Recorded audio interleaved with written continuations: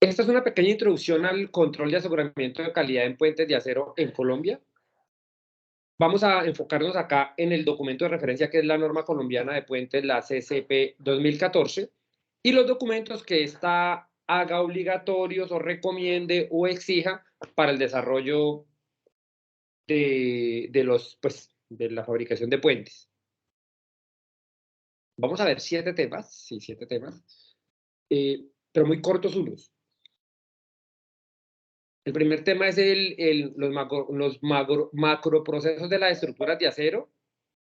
Hay alguien en la sala de espera. Omar, ¿le puedes dar acceso a alguien que está en la sala de espera, por favor? Sí, yo Macro, les estoy dando de ingreso. bueno, macroprocesos en las estructuras de acero son 12 diapositivas, pero va a pasar muy rápido, a no ser que ustedes allí quieran que profundicen algo. Eso es mucha teoría que no creo que es la intención en esta charla. Vamos a hablar en el segundo tema el marco legal y técnico de referencia para los puentes de estructuras metálicas en Colombia. Son 4 diapositivas, no nos demoramos mucho.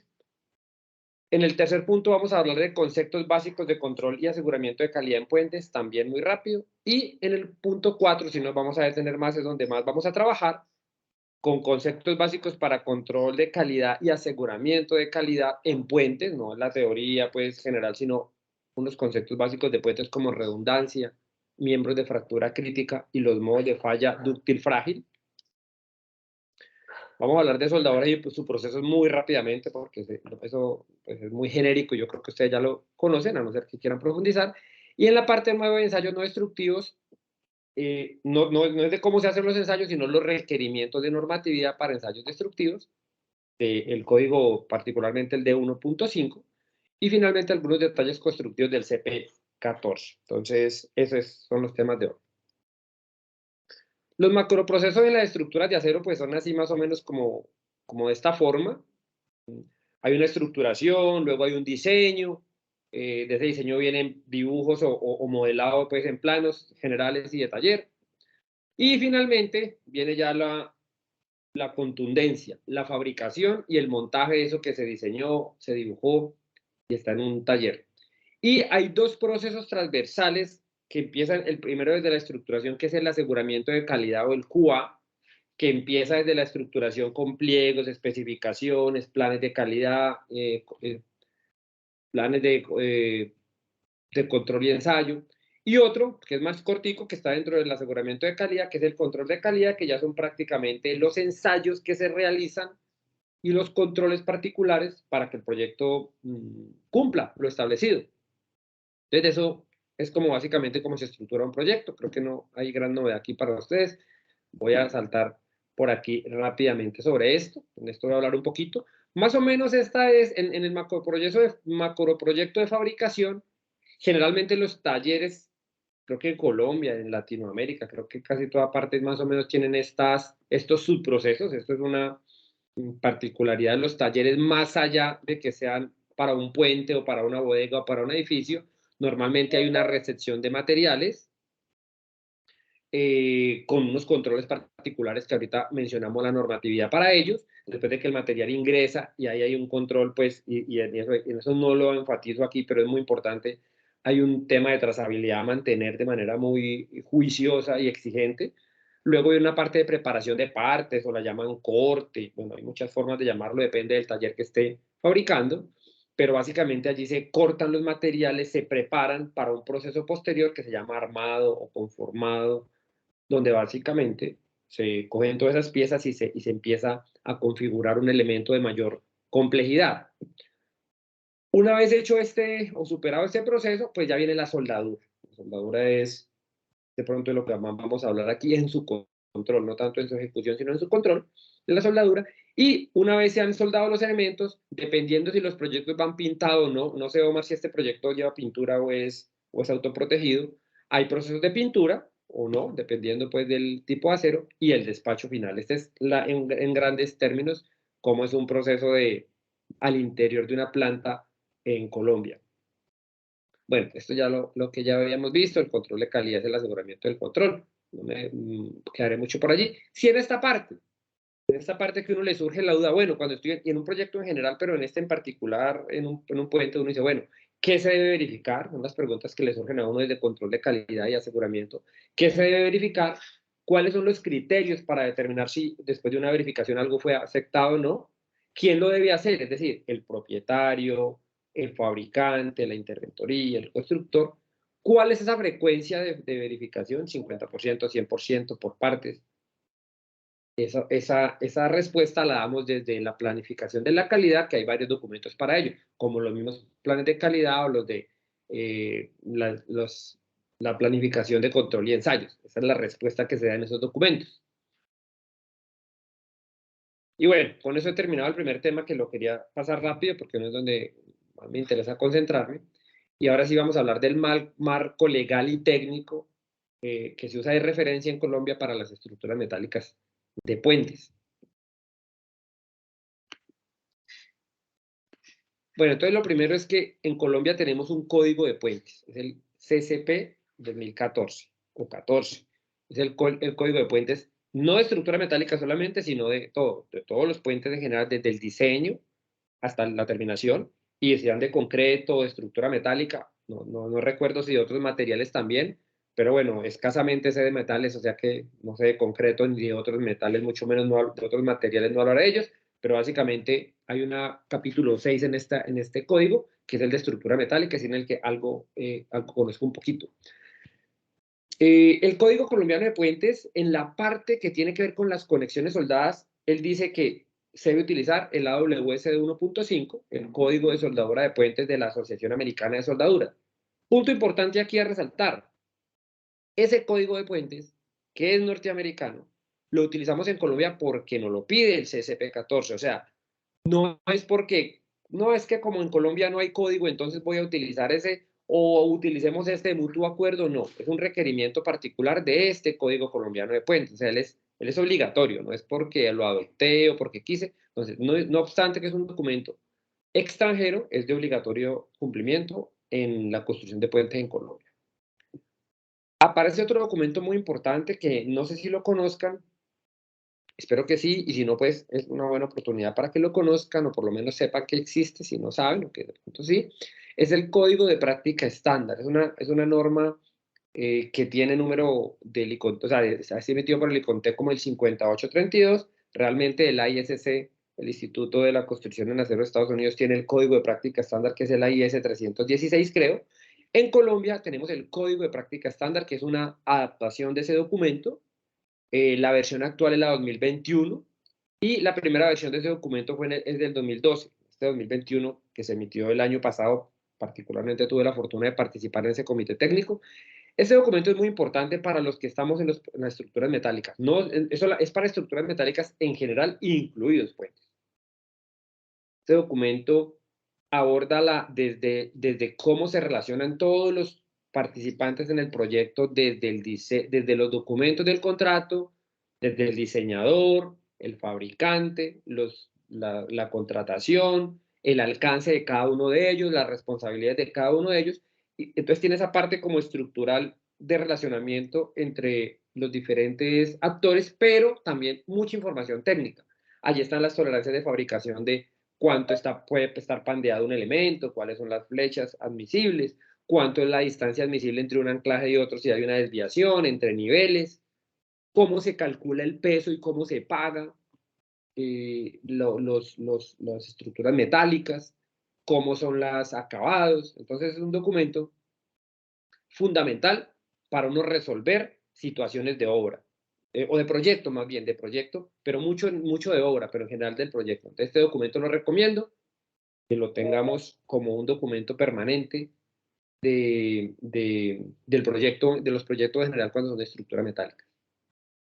Y en el lado derecho de la pantalla he puesto un documento que está pues diametralmente opuesto al de 1.5, que es el de conexiones soldadas, porque este es el documento RCSC y es las especificaciones para juntas estructurales que usan pernos de alta resistencia. Este documento, que es de la ISC también, es el análogo donde me dice qué controles, regulaciones y ensayos se le hacen a las juntas pernadas, de manera análoga como hay un control para las juntas soldadas.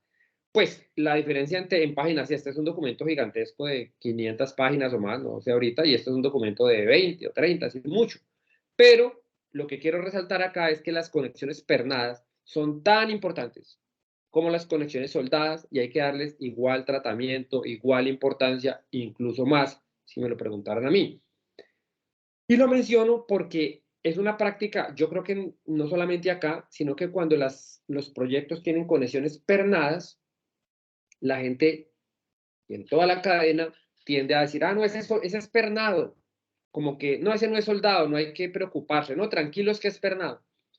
Entonces eso me preocupa porque las conexiones pernadas tienen una alta exigencia, unos altos requerimientos técnicos para su control y normalmente tenemos un bajo cumplimiento de nuestros fabricantes, montadores y los que hacemos el control de estas conexiones en nuestro proyecto en el país. Entonces estas juntas les hago la propaganda de que sí sean tenidas muy en cuenta durante los proyectos. Otro documento que tenemos dentro de este gran marco general de información que tenemos es el ASTM-A6. En Colombia existe una traducción del ICONTEC, que es la NTC 4537, es una adopción, no, la traducción no es el nombre correcto, es una adopción idéntica, creo que es que se llama, es donde básicamente lo han traducido y lo han puesto al servicio pues el ICONTEC al servicio de nosotros. Este documento es fundamental porque es el que regula todo el suministro de material, desde que se emiten las órdenes de compra, se hace la compra, qué responsabilidades tiene la acería y el fabricante y el proveedor de estructura, el segregador, que es el que es como las ferreterías grandes del país, digamos, y el comprador. Entonces, está esa relación de cómo se hace, pero además también están las tolerancias técnicas. ¿Cuántas son las ondulaciones admisibles y de qué tamaño? ¿Cuántas ondas en una lámina? ¿Cuáles las deformaciones admisibles en un perfil? Las faltas de paralelismo, las diferencias en longitud, los acabados superficiales de la materia prima que se compra. Entonces, este documento, pues, es fundamental en el proyecto, sobre todo, pues, en la fabricación. Y cuando hay pintura, pues la normatividad de la SSPC, ahí nos regula los tipos de limpieza, los tipos de acabado, cómo se mide, las adherencias. Entonces, esa otra parte importante que complementa la construcción de estructuras metálicas. Y finalmente, pues en esta diapositiva, aunque obviamente son más documentos, pero estos son los que considero más relevantes, está la STMA 709. ¿Y por qué es relevante? Porque los puentes sí tienen una estrecha limitación de los materiales admisibles. Los puentes solamente admiten su fabricación con normatividad ASTM A709. En el pasado en el país fabricamos puentes en A36, A572, A588, que tienen similitudes con los ASTM A709 en sus diferentes grados 36, 50, 50W y otros, pero que no son lo mismo. Esta normatividad STM 709 ahora la revisamos, pero hay unos requerimientos especiales y eso tiene que ver con los tipos de carga que van a soportar los puentes. ¿Hasta ahí alguna pregunta, una duda? ¿Quieren profundizar en algo? ¿Cómo vamos hasta ahí? ¿O avanzo? Bueno, 3, 2, 1, avanzo. Listo. Este es el decreto por el cual se adopta en Colombia pues el Código Colombiano de Puentes como para los puentes de invías, simplemente pues ahí para información. El alcance del CP14.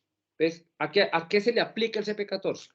Este aplica desde el diseño, evaluación y rehabilitación de puentes fijos y móviles. Aquí estamos en un puente fijo. Y no incluye temas eléctricos, mecánicos, eso no lo admite. Y tampoco se utiliza en puentes ferroviarios. ¿Listo? Y lo que dice es que lo puedo usar para otras cosas, teniendo las precauciones del caso, pero digamos, ¿dónde es obligatorio? Allí, para diseño, evaluación y rehabilitación de puentes viales, fijos como móviles. Me demoraré mucho más allí.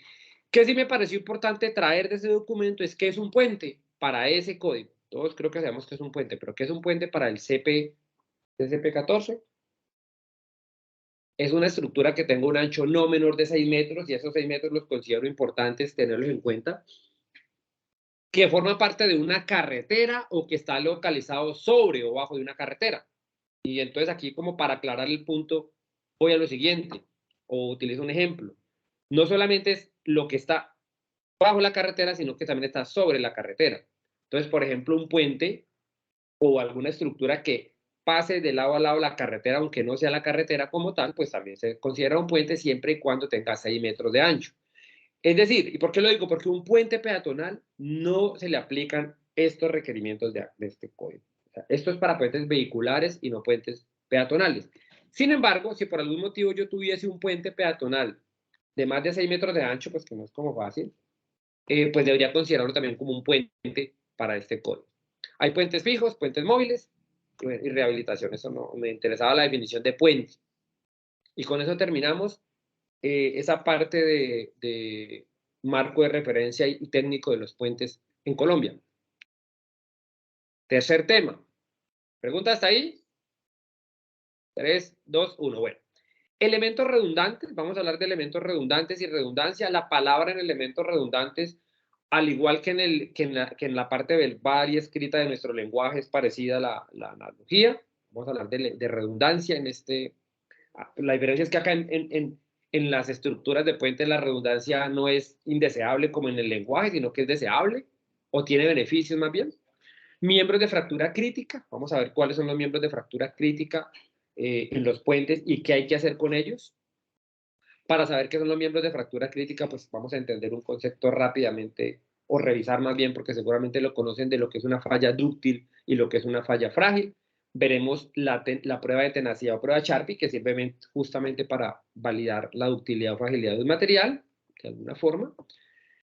Rápidamente, ¿qué es WPS y WPQ? Estas siglitas que aparecen tanto en los proyectos cuando hay soldadura. Y sobre los ensayos no destructivos, veremos que en puente se utiliza ultrasonido, radiografía, partículas magnéticas y la inspección visual, que es fundamental. Esos todos se utilizan, no es uno u otro, sino todos, y lo veremos según de 1.5. Bueno, redundancia. Entonces la definición no admite mucho o admite tanto. Dice, la característica que le permite a un puente seguir realizando su función aún estando dañado. Entonces es redundancia. Que un puente pueda seguir funcionando aún estando dañado. Entonces, cuando tiene elementos redundantes, permite que, aunque se dañe un elemento, haya otro que soporte esas cargas y el puente pueda seguir funcionando. Entonces, la definición, como es tan amplia, pues hay una en el numeral 1.34 del CSP14, pues hay una forma para determinar eso. Es un tema completamente del diseñador. Es el quien nos debe determinar en un proyecto si un elemento es redundante o no. Hay que exigir esto en los proyectos. Ahí hay mucha información pues para que si queremos ampliar, pero hay que determinar en un proyecto qué es redundante y qué no es redundante. Primera cosa importante. Eso tenemos que tenerlo claro en nuestro proyecto. Qué es redundante y qué no es redundante. ¿Por qué? Lo veremos un poquito más adelante en profundidad, porque los elementos que no son redundantes tienen un control de calidad superior, de mayor exigencia, incluso desde la selección de la soldadura, a los elementos que no son, que son redundantes. Perdón. Entonces, primer cosa importante buscar en los planos. Ahora, un miembro de fractura crítica, la segunda definición. Entonces, miembros o componentes de un puente, obviamente, que están en carga de tensión o inversión de esfuerzos, en los cuales en su falla se espera que termine en el colapso del puente. Entonces, esa es la definición de un miembro de fractura crítica. Eso de crítica, pues viene de allí, que si él falla, pero primero, la condición que esté en tensión o en inversión de esfuerzo, es decir, ¿cuáles están excluidos? Elementos en flotante y elementos en compresión. Pero si no son estos, si es elementos en tensión o inversión de esfuerzos, y si además, si él fallara, se espera que el puente colapse, ese elemento se llama de fractura crítica. Es un elemento de fractura crítica. Y por eso, o digamos que empieza a relacionarse en la definición anterior. Si un elemento falla y pasa esto, pues es porque no hay redundancia en el puente. Entonces, ese es por eso la definición anterior. Igual que en la parte, como lo dije en la diapositiva anterior, ¿quién determina cuáles son los elementos de fractura crítica? El ingeniero de obra, el director, el interventor, el dueño, Invías, ¿quién? Esa es una cosa pues que debe estar muy clara, y es que los planos, de cualquier otra forma, es el diseñador que tiene la responsabilidad de determinar cuáles son los componentes, en caso de que los hayas, que son de fractura crítica. Entonces, es una responsabilidad del diseñador. Bueno, y ahí le dice pues unas cosas de cómo hacerlo, pero la localización de todos los miembros de fractura crítica se deberá mostrar claramente en los planos del contrato. Entonces, ¿quién lo dice? El diseñador. ¿Y en dónde? ¿En una cartica, en un mail? No, en los planos del contrato. Los planos del contrato pues son los con los que se cotizó, pues los previos.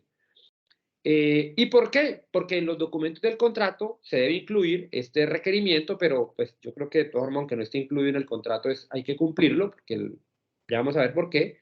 Pues porque aquí lo está diciendo, sean fabricados de acuerdo con la sección 12 del Código de Soldadura de Puentes. Entonces, el Código de Soldadura de Puentes, el D1.5, tiene una sección, tiene varias secciones, y la 12 son los miembros de fractura crítica. Y allí están las exigencias adicionales a la fabricación y el montaje de los elementos de fractura crítica. Entonces ya nos ponen en el siguiente escenario. Cuando en un taller se está fabricando un puente y se va a montar un puente, pero cuando está fabricando, hay dos clases de elementos. Unos que son de fractura crítica y unos que no son de fractura crítica. Y los dos se tratan diferente. Entonces, en el taller tenemos que tener muy claramente identificado cuáles son unos y cuáles son otros. Y a los que son de fractura crítica les vamos a aplicar unos controles más rigurosos. Así es. ¿Cuáles son esos requerimientos más rigurosos? Los de la sección 12.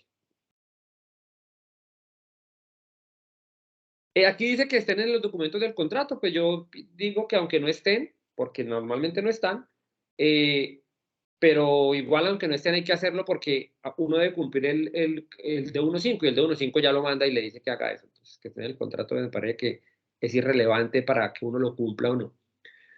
Este simplemente es un ejemplo de un proyecto cualquiera en el que estuvimos, no cualquiera, un proyecto particular en el que estuvimos, y esta es la forma en que ese diseñador de ese proyecto, de manera muy juiciosa, determinó cuáles eran los elementos de fractura crítica. Utilizó dos técnicas. Una fue que puso sombreado en gris, dijo, estos elementos son de fractura crítica, los que están en gris por en alguna nota lo dice, pero además puso esta nota, yo creo que ustedes no alcanzan a ver mucho porque está como medio gris, pero de lo que dice es miembros de fractura crítica, y se dice, se consideran como elementos de fractura crítica las vigas longitudinales, y empieza a nombrarles, que la 1A, que la 2A, bueno, y empieza a nombrarlas, y dice que además las vigas transversales, y empieza a nombrar también otras vigas, es esta parte de acá del plano. Entonces digamos que este ingeniero aquí, calculista, está cumpliendo en este caso con ese requerimiento anterior que veíamos acá de determinar cuáles son los elementos de fractura crítica.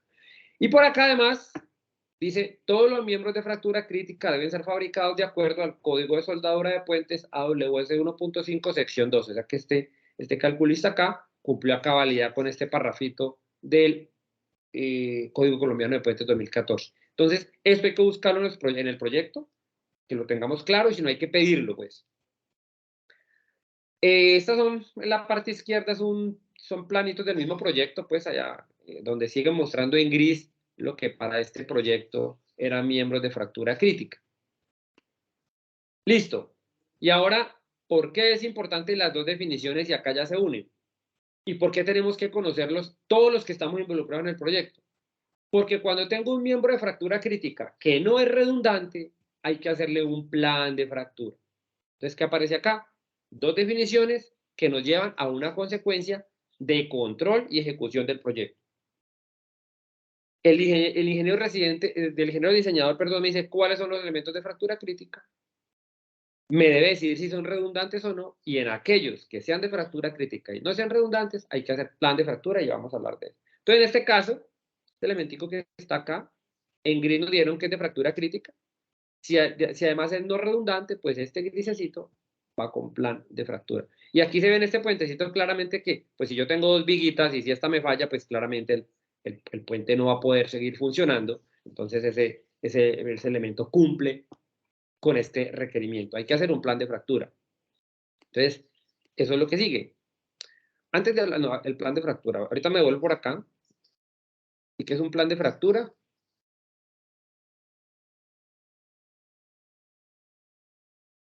Un plan de fractura es un documento como este. Ahorita lo miramos.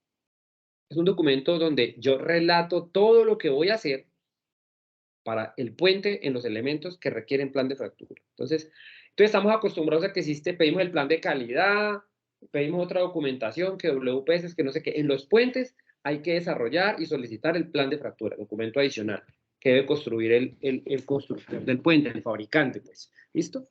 Ahora entraremos por allá nuevamente, pero llevamos 30 minuticos, ya vamos bien de tiempo. Ok. El otro concepto son los modos de falla, dúctil y frágil.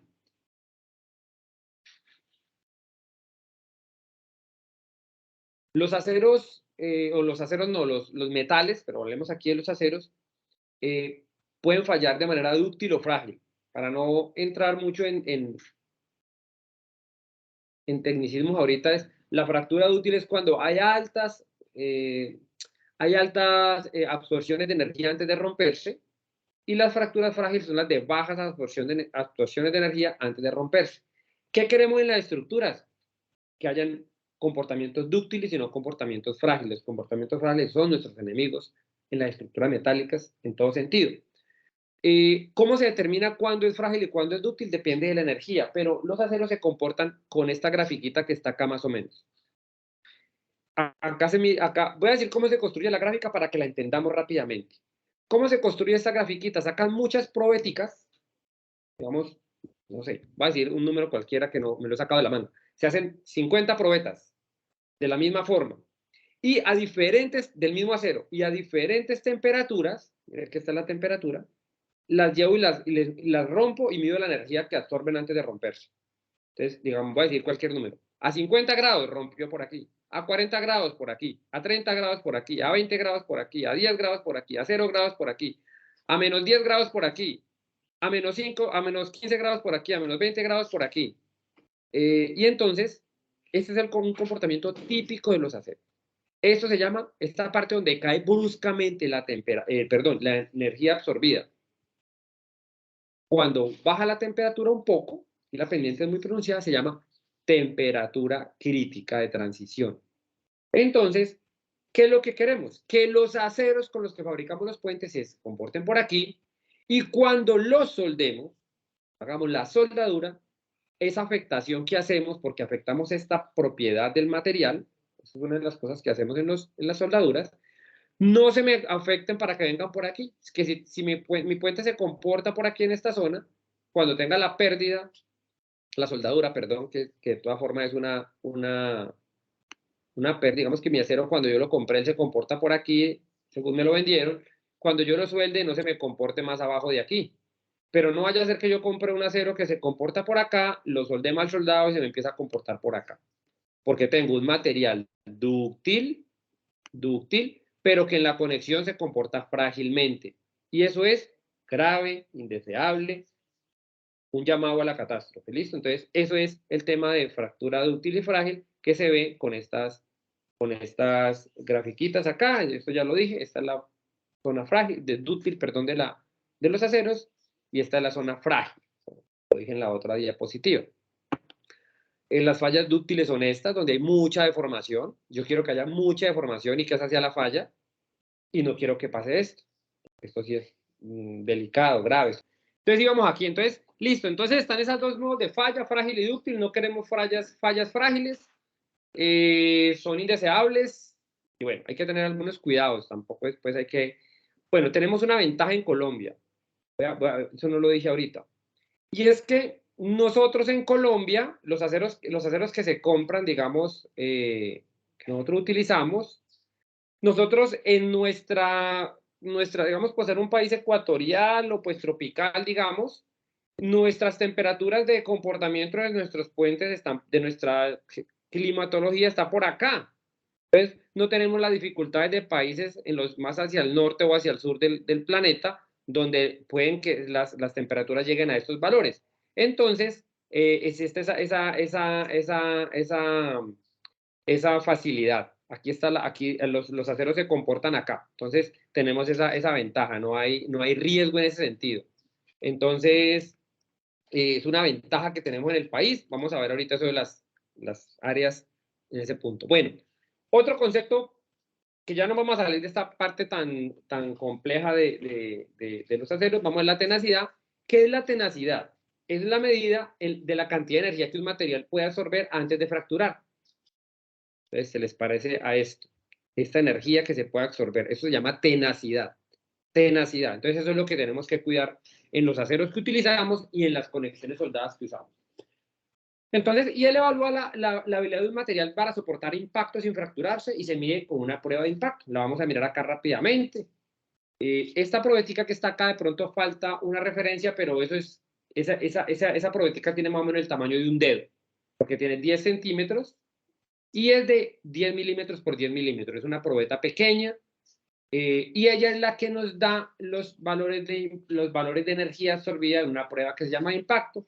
Ella se pone aquí, como está aquí en un puentecito acá, en esta parte, y básicamente un péndulo de determinada altura, y entonces ahí medimos la energía potencial inicial, pues seguramente lo vieron ustedes en la universidad, por en alguna clase, se suelta ese péndulo, rompe la probetica, donde ya tiene una entalla, y el péndulo sube hasta una altura que es más baja que la inicial, y la diferencia entre esas dos energías potenciales, descontando pues la fricción y todas las cosas que aparecen en una máquina, nos da la energía absorbida por la probeta. Esa es la forma como se construyen estas grafiquitas, ¿sí? Estas gráficas. Se hace rupturas de muchas probetas a diferentes temperaturas y se mide esa energía y se grafica.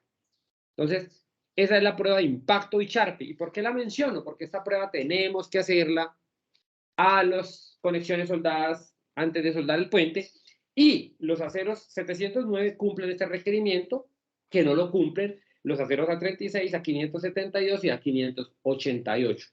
Y son importantes por lo que acabamos de ver. Creo que lo que quería era, con esa parte, pues un poquito de la universidad por allá, recordar esos conceptos básicos para esto. Bueno, aseguramiento de calidad, cumpliendo códigos y normas de referencia. Pregunta, antes de que entre este tema, ¿quieren alguna explicación adicional que profundice en algo o avanzo? 3, 2, 1. Bueno, avanzo. Listo. Aseguramiento de control de calidad de las normas y los puentes. Bueno, ahora sí ya entramos en más detalle. Los aceros para fabricar puentes son solamente estos. Son solamente estos por normatividad. Que hemos hecho puentes en otros aceros, sí. Los hemos hecho en otros aceros toda la vida, sí.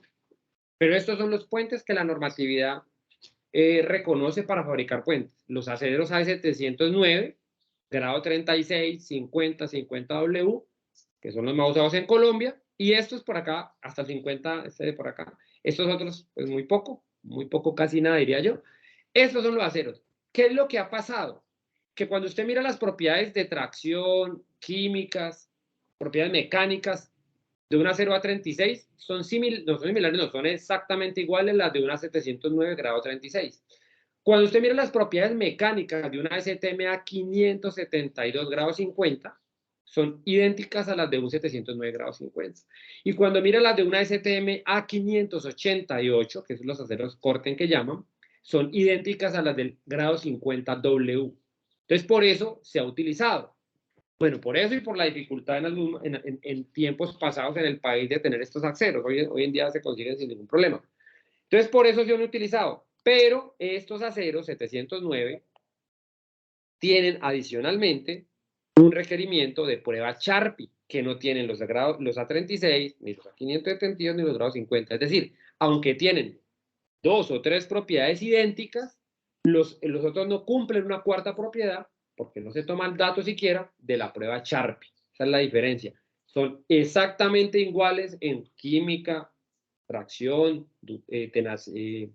porcentaje de alargamiento, ruptura. En eso son exactamente iguales. Pero los primeros no tienen dato de tenacidad. Y vimos que el dato de tenacidad es importante para la curva esa de la S que vimos allá. Entonces estos aceros no son utilizables. ¿A qué lo hemos usado? Pues sí. Entonces veamos un concepto importante de las zonas de temperatura, de las zonas de servicio. Cuando se está diseñando el puente, desde que se está conceptualizando, la normatividad 709 y la norma de diseño dice que usted debe determinar en qué zona estará su puente. Zona de servicio 1, 2 o 3. Cuando uno va y mira eso, pues eso tiene mucho sentido en países de bajas temperaturas, pero para nosotros, pues poco sentido no. Digamos que estamos en un rango muy seguro del requerimiento. La primera zona que se llama zona de temperatura 1 es cuando las temperaturas de servicio llegan hasta menos 18 grados. Esta es la zona de temperatura 1.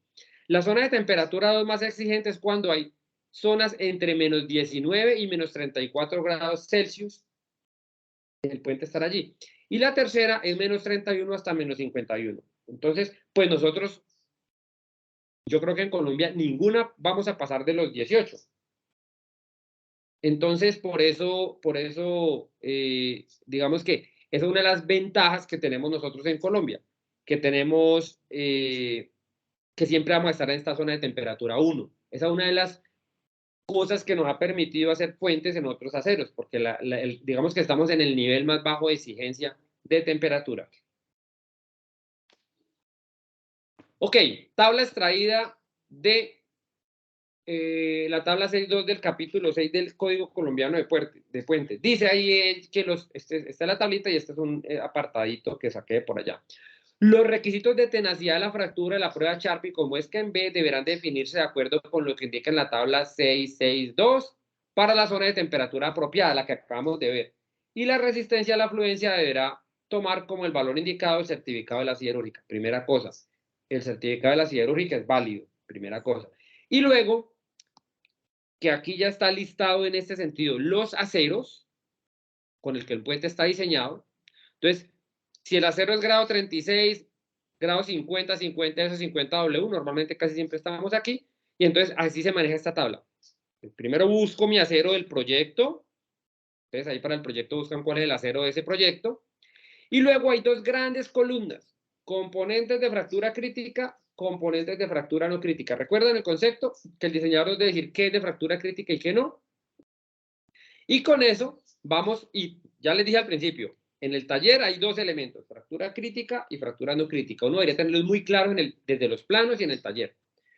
Y entonces para los planos de fractura crítica, o sea, para los más exigentes, nos escogemos la zona. Ya vimos que en Colombia todo debe ser zona 1, difícilmente tenemos por debajo de menos 18 grados centígrados. Si estoy equivocado me corrigen. Pero entonces ya tenemos, para los componentes de fractura crítica, ese acero que compremos en la siderúrgica debe cumplir esta condición de Sharpie, que pueda soportar 41 julios a 21 grados centígrados de energía de absorción en ese péndulo que lo rompe. Fractura crítica, perdón, este es el más exigente. Y que cumpla 27 julios a 21 grados centígrados los elementos que son de no fractura crítica. Entonces, atención a eso. Cosa importante cuando estemos fabricando, controlando en interventorio, lo que sea para el puente, esta condición. Que los elementos sí se fabriquen con los requerimientos de fractura crítica que pide la zona, primero, o sea, el área de temperatura, la zona de temperatura, y que el elemento sea de fractura crítica o no. ¿Esto dónde está? En el certificado de calidad de la siderúrgica. Eso está allí. Ahí lo dice. Lo debe decir si es un 709. Si es un 572 y un 588, pues no va a estar. No lo puedes chequear. ¿Listo?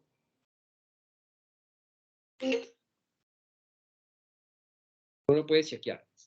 Ok. Permítame un segundo acá. Deshabilito este celular porque si no me va a molestar acá. Qué pena. Ahorita...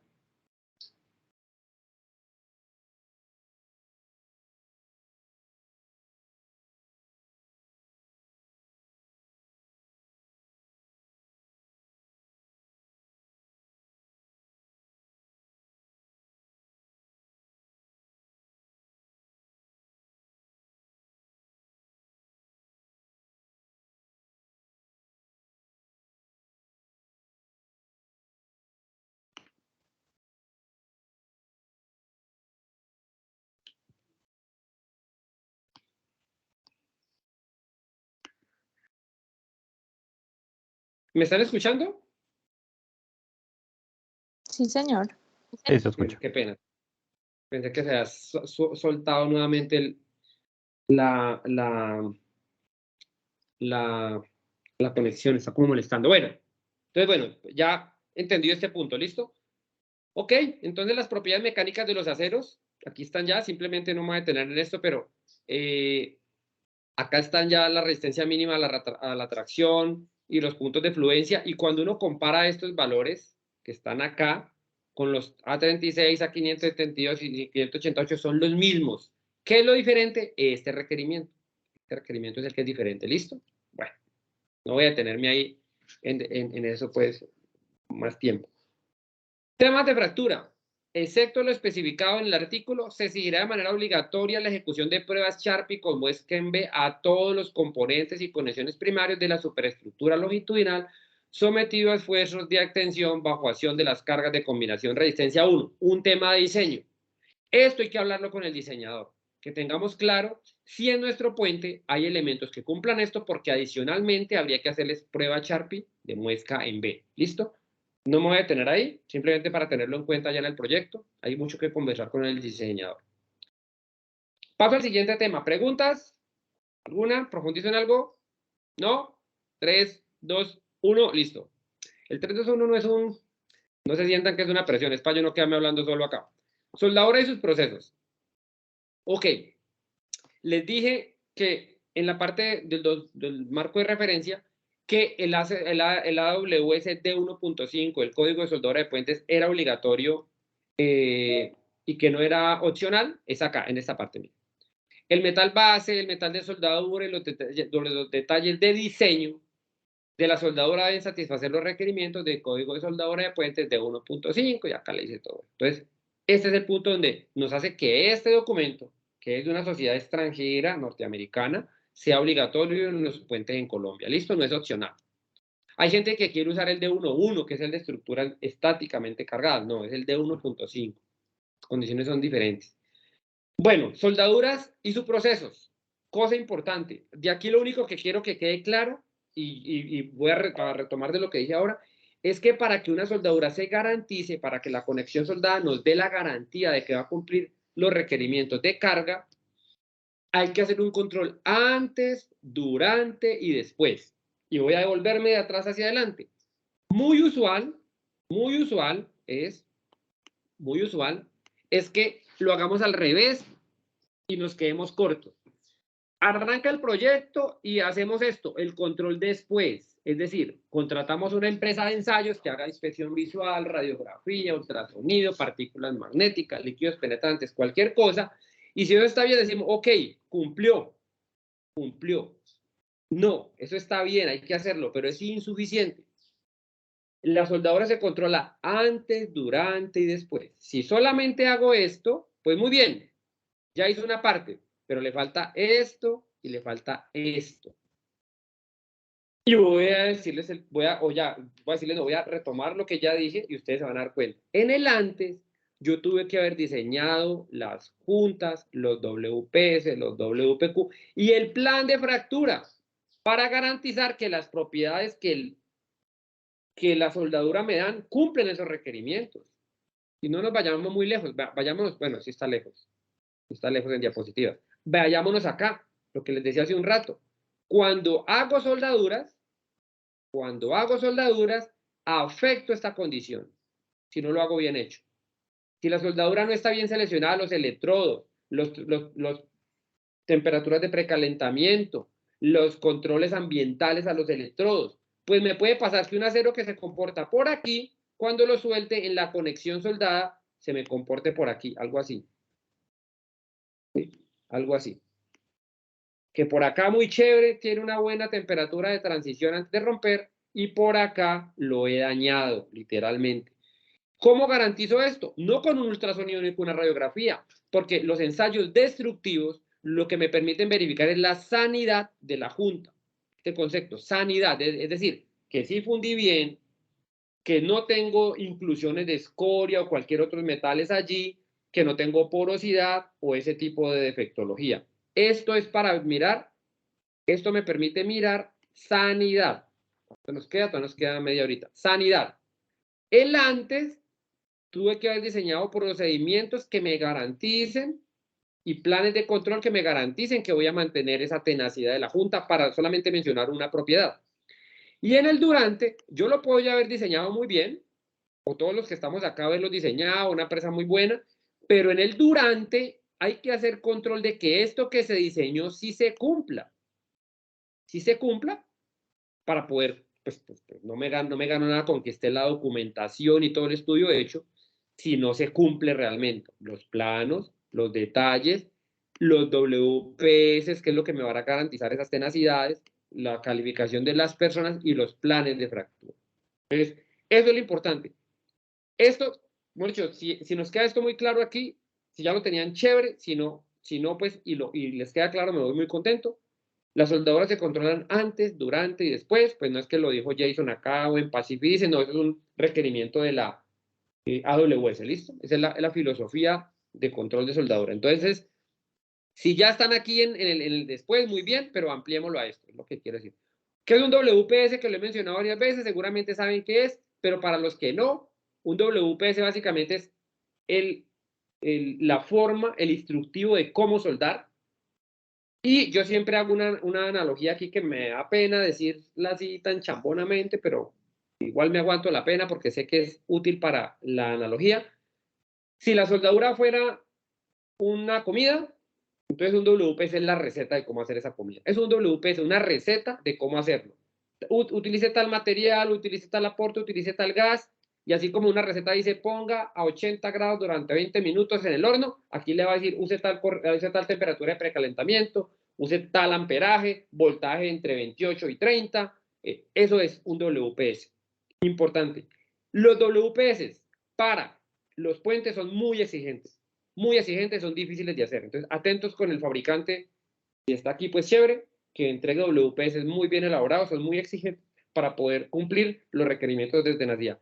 ¿Eso qué parte es? El antes. Estamos en el antes, eso es en el antes. Y básicamente se hace una probeta, se suelda y se toman datos. Mire, si ustedes se fijan acá en el dibujito que debe estar chiquitico, acá le va a pedir que a esa soldadora le haga pruebas Sharpies. ¿Para qué? Para garantizar que en esa curvita que está así, con estas pruebas Sharpie, cuando yo soldé, esté por aquí y no esté por acá, ¿listo? O por acá. Entonces, para eso, cuando hago una probeta de soldadura, acá la ven, y le saco pruebas Sharpie, pero también le saco otras pruebas, de tracción, de todas, pero muy fundamental, las pruebas Sharpie, ¿listo? Ese es el WPS. Estas son las probetas que sacan para eso. Aquí simplemente quiero mostrar en esta foto la diferencia de la probeta que se hace para un puente y la que se hace para otro proyecto. Mire, estas probetas son gruesas. Estas son probetas de otros proyectos ya en tubería o en... ¿Listo? Entonces, no son los mismos WPS que se hacen en edificios y en bodegas los que se utilizan para los puentes. Que un taller que hace edificios y bodegas puede hacer un puente, sí y no. Sí, ¿por qué? Porque la tecnología es la misma físicamente hablando, la infraestructura. Puente, grúas, equipos de corte, soldadores, cizallas, gente que suelda, gente que corta, gente que pinta. Pero el conocimiento es diferente, tampoco es cosa del otro mundo, son cosas como la que estamos diciendo acá. El soporte documental, el aseguramiento de calidad es diferente, es lo que es diferente. La infraestructura física sí es la misma, el aseguramiento de calidad es el que es diferente.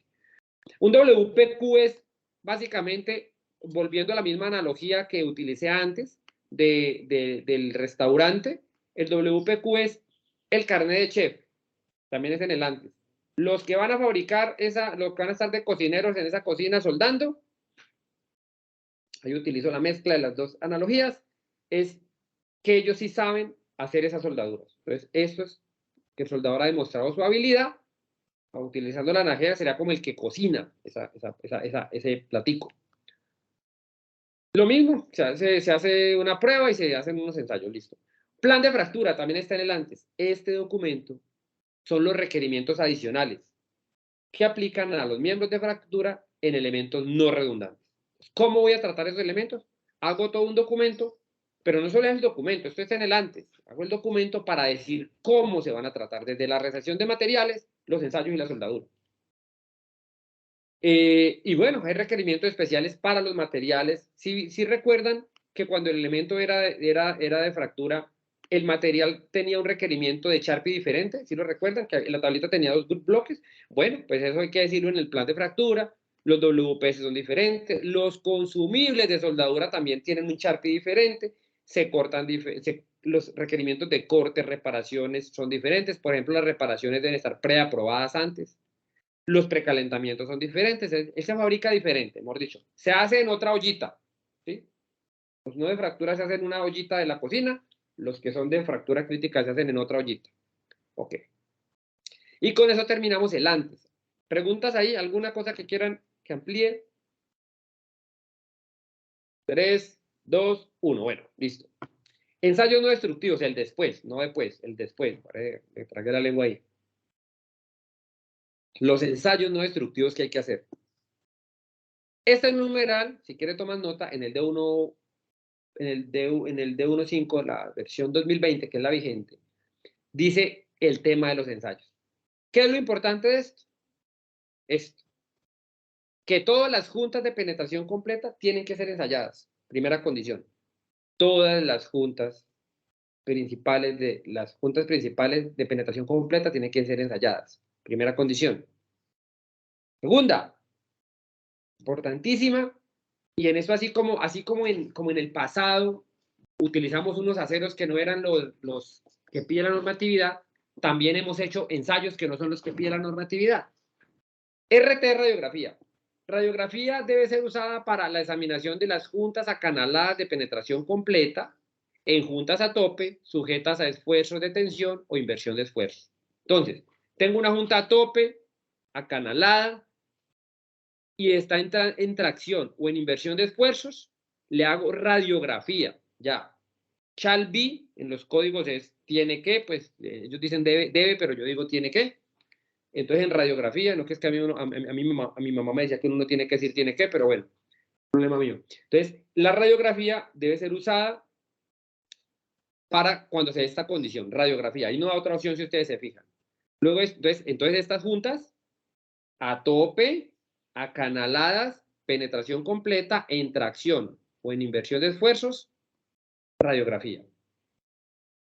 No dice a cuántos, ¿no? Dice RT, no dice la cantidad todavía. Recuerdan que por allá les dije en el plan de calidades qué ensayos, dónde los hago y cuánto los hago. Aquí ya me dijo qué le hago y a cuáles. Todavía no me he dicho cuánto, eso lo vemos ahorita. Luego todas las juntas acanaladas en T y en esquina tienen que ser ensayadas por ultrasonido. Ah, bueno, entonces aparecieron otros. Esto es una junta en T y esta es una junta en esquina. T y en esquina.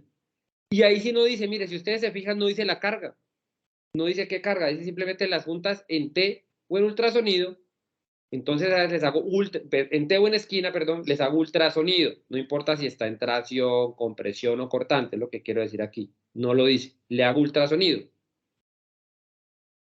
Y luego aparece otra que dice, cuando las juntas a tope, sujetas solamente a compresión o cortante, requieran ensayarse, se hará radiografía o ultrasonido. Entonces estas, ¿cuáles? Las de compresión o cortante. Ojo que aquí ya le digo de las de tensión. Entonces, cuando las juntas que están en cortante o en compresión y son acanaladas, les puede hacer radiografía o UT, ahí sí escoge. Esa mala interpretación de este párrafo ha hecho que en el pasado se hayan hecho muchos puentes sin hacer radiografía. Sí, pero el párrafo es bastante claro, si usted lo lee así, como dice allí, ¿listo? Entonces, resumen en dibujito, tracción, radiografía, T y en esquina sin importar el tipo de carga ultrasonido, y a tope en compresión o en cortante, ultrasonido o radiografía, la que quiera. Pues normalmente uno se va por ultrasonido porque es un ensayo de menos logística y más barato. Más barato entre comillas. Bueno, pregunta hasta ahí, que esto es como lo fundamental de esta parte de ensayos no destructivos, porque es como lo que le permite a uno construir o revisar un plan de calidad bien hecho. Esta parte. Es donde normalmente uno encuentra errores. Luego sigo otra parte, pero esta parte. ¿Preguntas hasta allí? ¿Ninguna? ¿Está clarito? Bueno. 3, 2, 1. Omar, Sí, dígame. una pregunta. Sí. Con Esteban, sí, buenos días, Omar, y para todos. No te entendí bien, la radiografía, o sea, es exigible en las normas para cierto, entendí ahí, para cierto tipo de soldadura, pero es obligatoria, no se puede reemplazar por el ultrasonido, o no te entendí bien. No, perfectamente. Buena pregunta porque me permite aclararlo. Sí, vamos a, primero, como el párrafo es largo, entonces primero vamos desagregándolo. Primero, juntas a tope, acanaladas, de penetración completa. ¿Eso qué es? Básicamente, usted ve que las planchas se juntan dos planos paralelos y se juntan por sus bordes. Eso es una junta a tope. Es acanalada porque le hice un bisel, esa siempre es acanalada. Y de penetración completa que la llené toda. En los puentes todas son así. Este dibujito que está acá. Eso es lo primero. Junta a tope, como esta que está aquí. Estas a tope, estas a tope. Estas a tope, estas a tope. Estas no son a tope. Estas a tope, estas a tope. Es acanalada porque tiene un bisel. Penetración completa porque la llené toda con soldadora. Hasta ahí. Listo, hasta ahí nada. Jason. Ahora, ¿qué es lo determinante? Jason, Que ¿puedes esté en rayar tracción. la imagen? Ah, ¿Puedes bueno, ok, rayar la imagen perfecto. cuando la estás señalando? Bien, bien, bien. Entonces, esta junta. Esta es una junta a tope. Estas son juntas a tope. ¿Qué es a tope? Que dos planchas están en el mismo plano y se tocan por los bordes. Aquí. Esta plancha se toca con esta por este borde. ¿Listo? Por este borde. Entonces, juntas a tope, acanaladas, quiere decir que tiene esta canalcita acá, o esta aquí, que es otro tipo de canal, acanaladas, y de penetración completa que la rellené toda en soldadura. Eso lo cumple tanto esta como este dibujo de acá.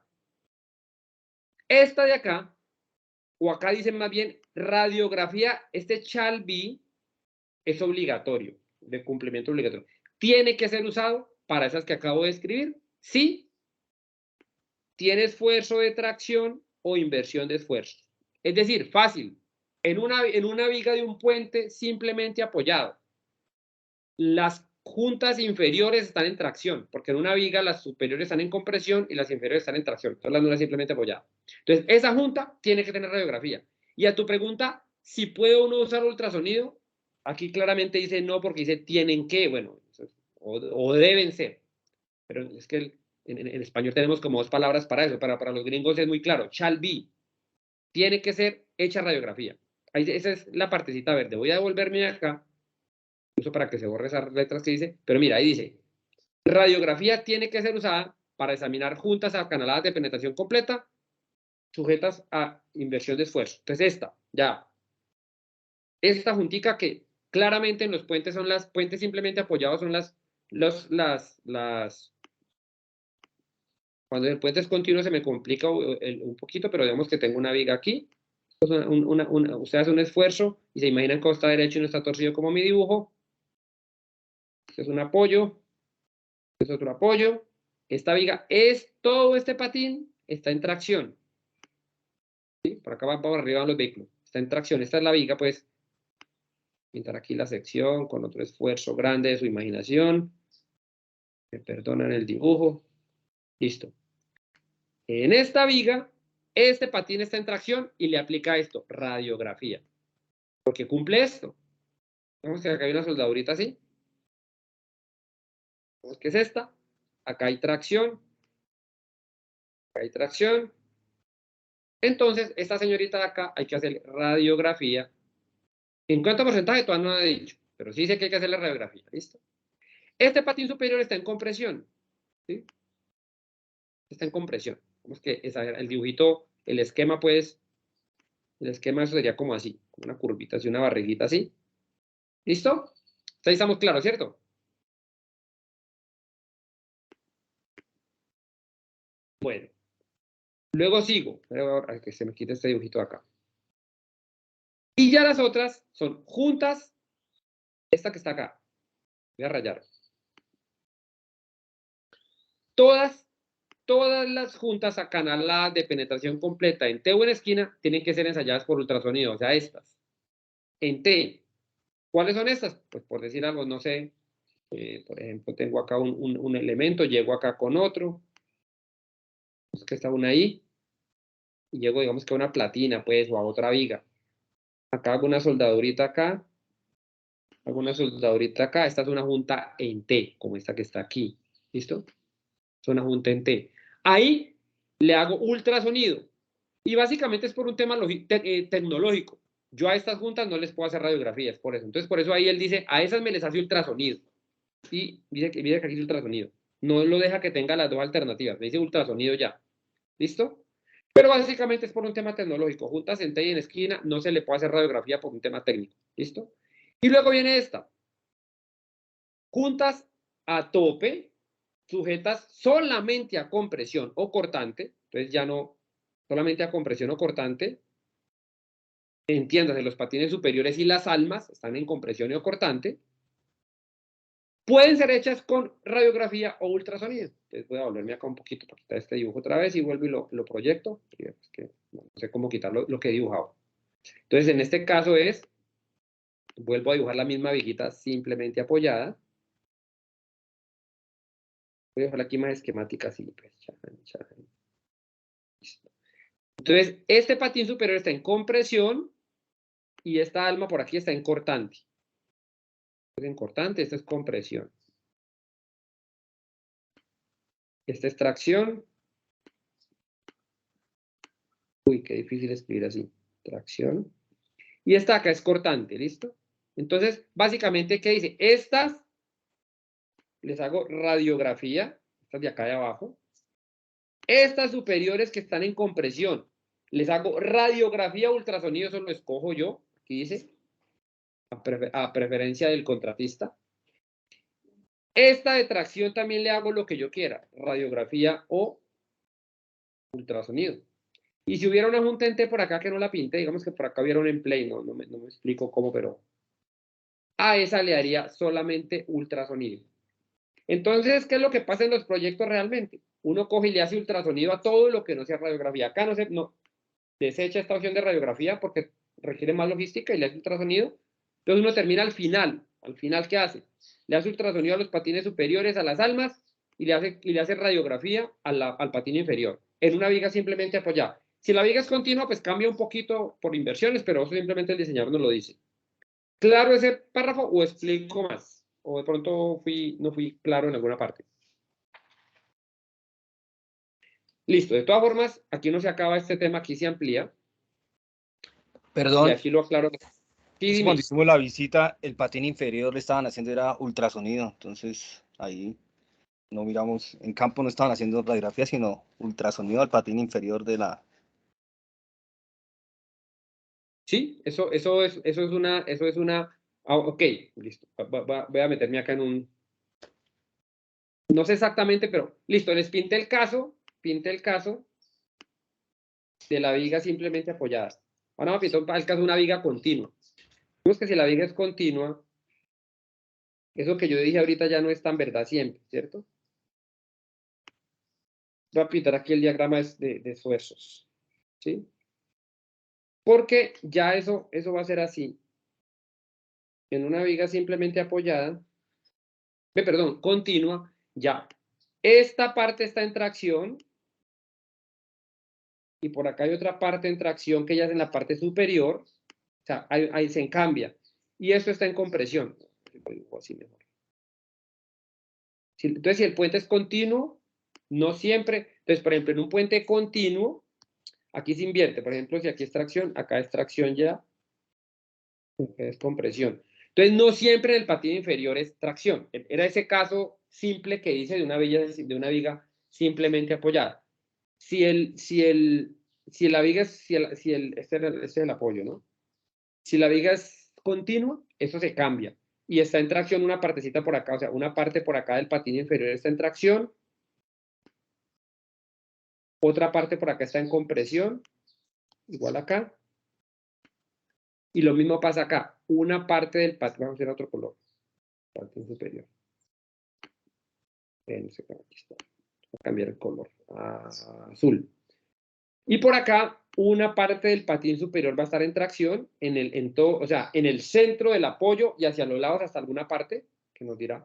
Y otra parte va a estar en compresión, y luego otra parte va a estar otra vez en tracción, ¿ya? Entonces, eso que yo dije que siempre el patín está en tracción, era para ese caso hipotético, pero en cada proyecto hay que mirarlo, ¿listo?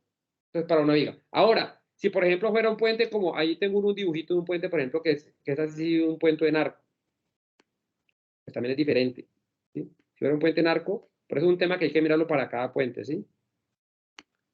Porque aunque esto que está aquí sea una viga, toda la viga va a estar en tracción, tanto el patín superior como el inferior, y todo este cordón va a estar en compresión, ¿ya? Entonces, por eso hay que mirarlo en cada proyecto. Pero sí, lo que sí es cierto es que las juntas en tracción deben estar sometidas a radiografía, ¿listo? Y bueno, ¿cuál era la que estaban haciendo? No lo sé, pero habría que mirarlo pues puntualmente para ver si era alguno de esos casos. ¿Listo? ¿Bien hasta ahí o alguna ampliación? Bueno, quedan 10 minuticos. ¿Qué cantidad de ensayos Gracias. y qué frecuencia? O sea, ya dije cuántos ensayos se hacen. ¿Qué ensayos se hacen, perdón, y en dónde? Ahora, ¿cuánto? 100, 50, 10. ¿Cuánto se hace? Okay, vamos a verlo. Eso también está acá. Esta tablita nos dice eso. Ok. Entonces, esta tablita, ¿cómo se lee? Tipo de soldadura. Entonces, hay 3 grupos. Juntas acanaladas, juntas de penetración parciales o filetes, y juntas parciales o filetes de otros elementos. Entonces, aquí está el tipo de soldadura. Junta acanalada, ya vimos cuál es. Y acá le dice, el tipo de soldadura, perdón, ahora, tipo de junta.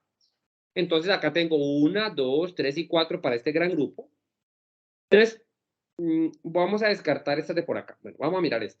Junta a tope diferentes que las almas de elementos que deflectan. Entonces, juntas a tope diferentes que las almas. O sea, estamos hablando de los patines. Básicamente es lo que nos dice en una viga simplemente apoyada. Juntas a topes, otras que las almas. Entonces, los patines. Otras que no sean esos procesos de soldadura. Esto es electrosoldadura y electrogás, o sea que no, eso no lo aplicamos en Colombia casi, o sea que tranquilos por ahí, o sea que seguimos estando aquí. Entonces nos venimos por esta ruta, por aquí y acá. Camino 1, camino 2. Pero esto básicamente es lo mismo que les dije en el texto. Camino 1 es las que están sometidas a tensión o inversión de esfuerzo. Radiografía al 100% de cada junta. Compresión o cortante, ultrasonido o radiografía al 25% de cada junta. ¿Ya ves? Entonces, esto es lo mismo que dije allá en el dibujito, solamente que en una tabla. Entonces, junta canalada de penetración completa, a tope, pero no son las almas. Atención, le hace radiografía al 100%. Lo mismo, pero no es tensión, sino compresión o cortante, le hace ultrasonido o radiografía al 25%. O sea que en el dibujito sería esto. Básicamente sería esto en el dibujito. A estas les hago al 100, además de que radiografía es al 100, y a estas les hago UT o RT, pero al 25%. ¿Listo? Eso es lo que nos dice la tablita ya. Todavía no nos ha visto estas y acá no nos ha dicho nada. ¿Ok? Eso es. Compresión o cortante. Listo, 25%. Estas de por acá, electrosoldadura, esto no lo aplicamos en Colombia. O sea que toda esta ruta la anulamos, no la miramos, no nos complicamos. ¿Listo?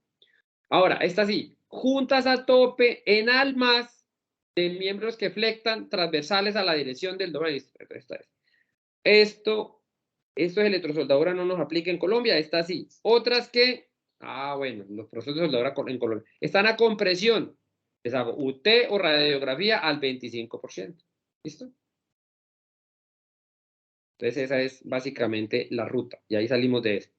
Juntas a tope en almas de miembros que se flectan paralelos a la dirección de, entonces estas, vamos por aquí, 25%. Y ya, cada junta se mira. Lo que quiero decir con esto es que, pues nos ponemos ahí, nos quedamos mucho rato, pero lo que quiero expresar con esto es que uno acá viene y resuelve las dudas que tenga para cada junta del proyecto. Por eso el trabajo antes del proyecto.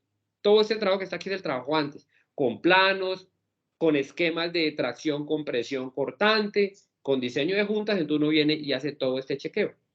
Me faltó esta ruta, bueno, acá hay una que, esta ruta de acá, juntas en teo en esquinas, que es el caso de allá. Proceso, cualquier proceso de soldadura. En tensión o tracción, ultrasonido al 100%. En compresión o cortante, al 25%. Ojo con eso. Tensión o inversión, 100%. Y otras cargas, 25%. Es decir, que acá sería el caso 2. Entonces, en teo en esquina, va a ser 100% UT si la junta está en tracción, y va a ser, si está en compresión, va a ser 25%. Entonces, por eso estoy que hacerlo con juicio. Allá ustedes cogen el código, lo miran, porque tiene como muchas condiciones, ¿listo? Tiene como muchas condiciones. Yo sé que es complicado, pues pero es porque lo han leído la primera vez de pronto, si lo han leído otras veces ya no tanto, pero por eso de los dibujitos y la tablita pues la saqué del D1.5, pero más o menos esto es como se hace. Ahora, ¿cómo hace uno para que esto deje esa complejidad, lo plasma en el plan de calidad. Entonces, hace que el plan de calidad le cumpla esto y deja de estar mirando este poco de condicionales y lo hace en el plan de calidad. Entonces, esa es como la forma de hacer eso. ¿Qué ensayo nos falta? Ah, bueno, aquí está.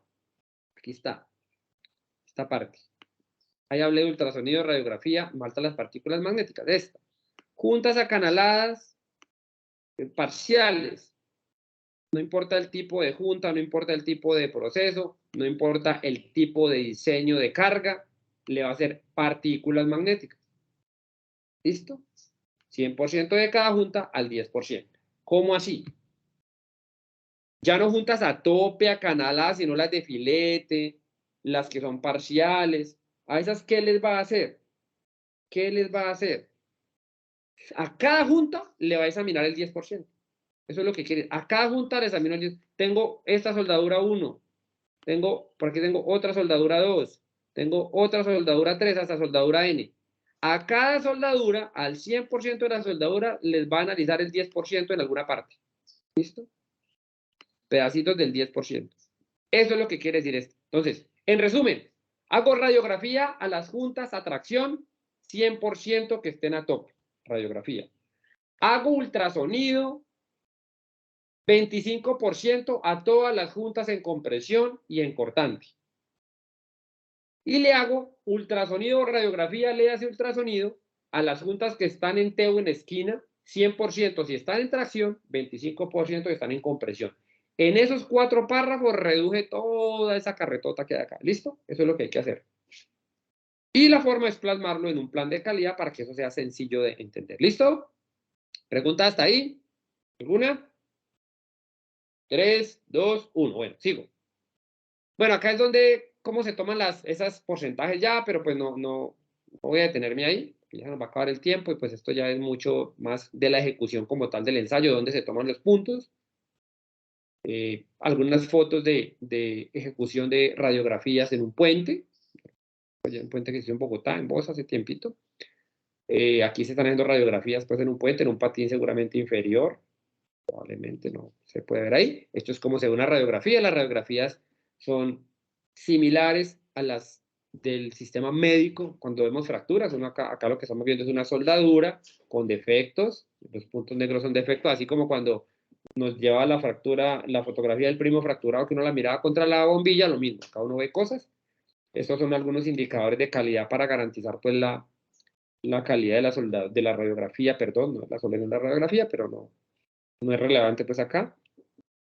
Listo, entonces simplemente pues para decir dónde se toman, no. Aquí están haciendo ese ultrasonido en un puente que fue en Medellín. Entonces, a los puentes se les hace todo esto, radiografía, ultrasonido, partículas. Esta es una junta longitudinal que se le está haciendo ultrasonido. ¿A cuánto? Al 25, porque está en tracción, en cortante, perdón. Una junta del 25%, pantallas de un ultrasonido, no del otro mundo. Y acá esto es lo que decía ya, simplemente el tema de las partículas magnéticas para mostrar que estas soldaduras longitudinales, perdón, estas de acá con formación hay que hacerles partículas magnéticas al 10% del 100% de las soldaduras. Ahí está la fotico de una partícula de esas. Listo. Nos queda el último tema que es muy cortico, no me voy a detener mucho allí. Algunos detalles especiales que hay que tener en cuenta. Es no hacer soldaduras cruzadas para que no haya restricción. Entonces, por ejemplo, esta es un alma, una viga de un puente. Usa un atizador longitudinal, un atizador vertical, y acá lo que se hace es que se dejan 25 milímetros sin soldar. Es un requerimiento ahí para que no hayan concentraciones de esfuerzos. Entonces, no me importa tanto el detalle, eso no es lo que quiero mostrar acá, porque esto es más global lo que estamos haciendo acá. Quiero llamar la atención es de que hay que tener en cuenta con cierto detallado para el puente, lo que les decía hace un rato. El taller es el mismo, las máquinas de soldar son las mismas, el material es diferente y el detallado es diferente y la forma de controlarlo es diferente a una empresa que hace edificios o puentes. Aquí simplemente ampliadito eso.